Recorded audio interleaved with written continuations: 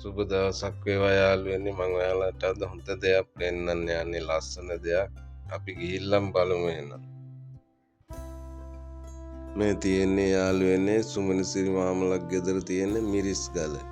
ඒ කාලේ ඉඳලා පාවිච්චි කරපු එක දැන් නම් පාවිච්චි කරන්නේ නැහැ. එළියේ දාලා තියෙන්නේ. මට මේක අහම්බෙන් නැතකටනා. ඒ වෙලාවේ තමයි මම මේ පොඩි වීඩියෝ ක්ලිප් එක ගත්තේ.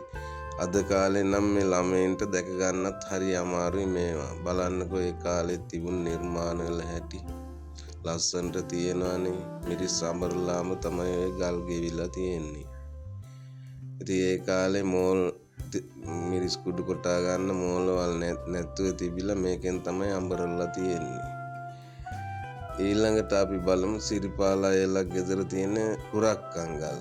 බලන්න කුරක්කන්ට මේකට දාලා කරකවනකොට ඇඹරිලා පිටි වැටෙනවා. ඒක කුල්ලෙන් හලලා පෙනේර තිබිලත් නෑ. ඒ කාලේ තමයි ප්‍රයෝජනෙට අරගෙන තියෙන්නේ කෑම හදන්න.